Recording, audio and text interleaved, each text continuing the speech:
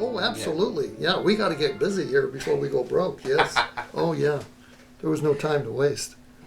As you start to develop the motor away from your baseline and into the Skinner-Job configuration, there were times when you had some parts, like the pistons, you would have like 4 off-the-shelf Mickey pistons, MT, and you would have 4 pistons of your configuration, and you would test them at the same time and examine which piston is happier, which piston is lasting longer. Where did that road lead to? Well, let me back up on that, how that got started. We started out with, let's say, brand X pistons, and we weren't pleased, and we went and tried to talk to them about making changes or doing whatever, and they didn't want to hear about it. They're just resistant to the whole thing. Yeah, we know what we're doing, get out of here.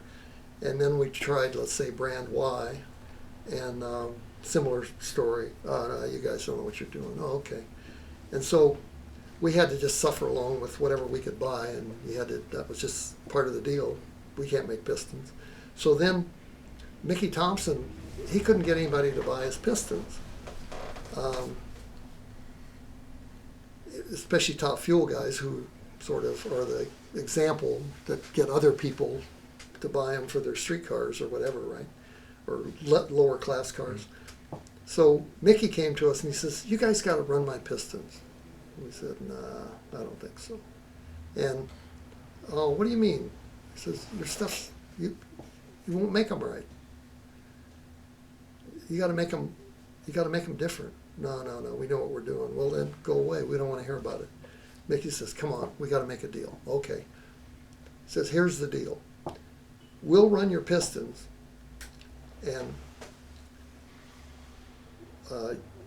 one bank, you can have one bank, and you can put whatever you want in it. It just has to be our compression height, the deck height of the piston. Always the same deck height on everything we make. And then on our side, we want 4 pistons, and each of the pistons is going to be different each week. And we're going to decide what that piston looks like, every diameter, everything. And you're going to make us what we want for our bank. You make whatever you want for your bank. And every Monday, we're going to show up with all 8 pistons, and we're going to sit down Compare and talk notes. about it. Yeah. Yeah. Interesting. And Yeah. Bob Brooks was running the piston department. Really? Bob was good. Yeah. And so Mickey finally, "Oh, you guys are killing me." So anyway, okay, we're going to do it. Okay, so off we go. And true to his word, I mean, he would grind and cry and moan, but boy, once you made a deal, the deal was the deal, right? Off we go. And boy, in about 4 weeks, I mean, we had some wonderful pistons. Because we're putting 4 different ones in our bank, and they're doing whatever they want in their bank. Because they're all flat tops, Mm-hmm. were the differences in the ring location, in the ring style, in the skirts? What was the differences? Mostly it was diameters and the position of everything. Okay. But not greatly, but mostly in diameters. And what was the key piece in the whole thing is we ended up with 6/1000ths of wall clearance. And everybody said that can't happen, right? And that when you went to the piston guy, says, "I want pistons that are 6/1000ths away." You go, "No, you're crazy. Get out of here. We don't want to." Yeah, it's going to seize for sure. Or Yeah, something. then you're going to say we're bad, right? So anyway,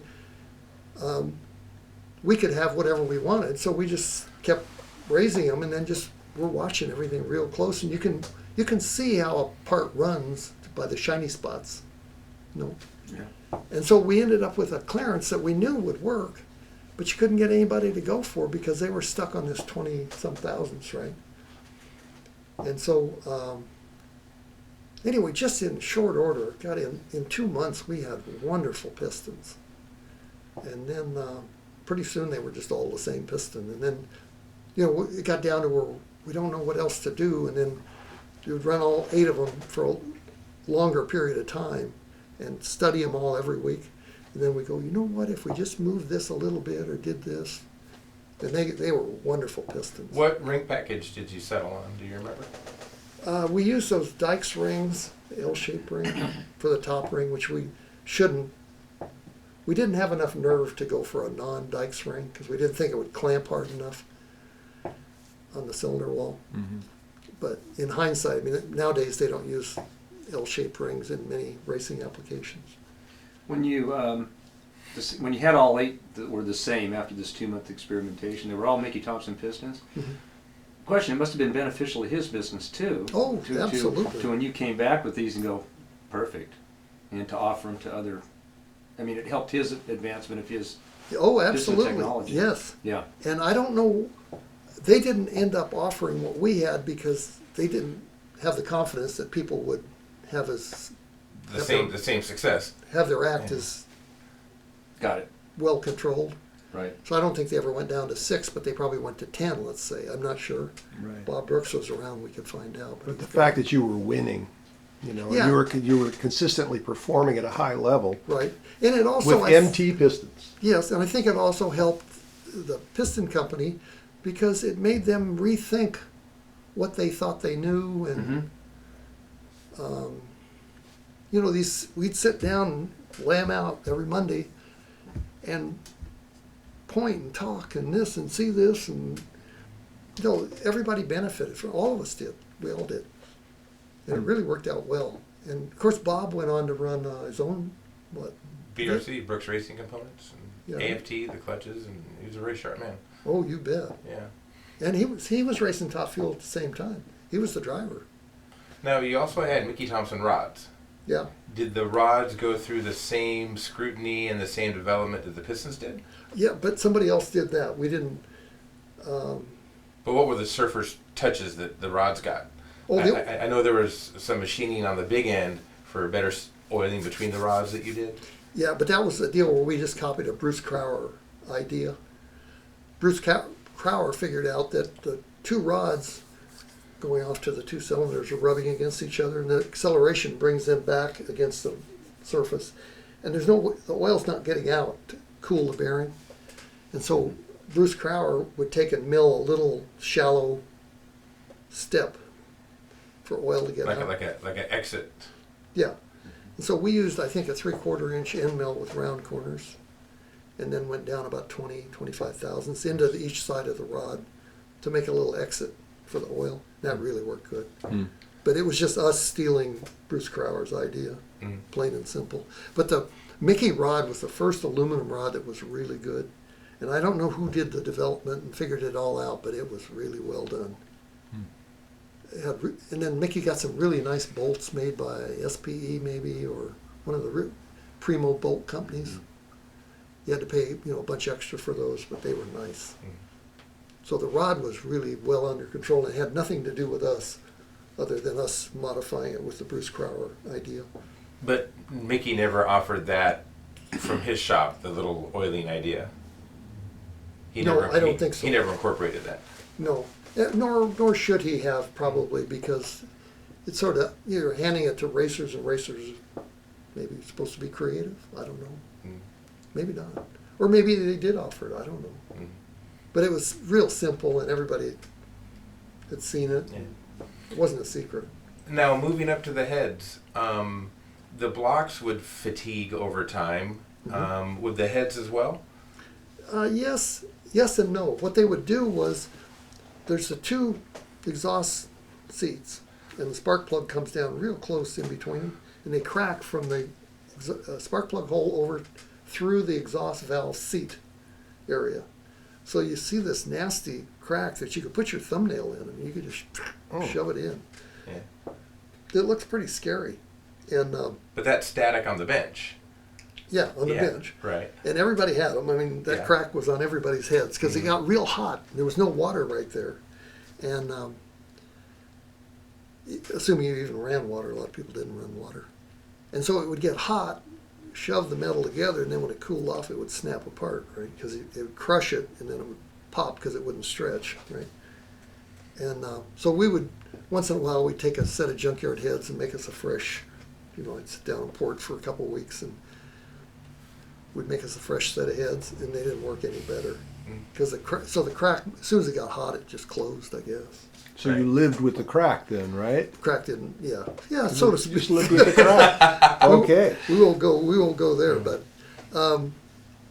anyway, the heads basically didn't fatigue much, other than you get that crack, and once you got over the fact that that crack probably didn't matter. You just At one point, you experimented with a set of professionally ported heads, yes, and we won't get into where they came from, brand Z. brand Z, but they looked bitchin' and state of the art, and they just didn't work.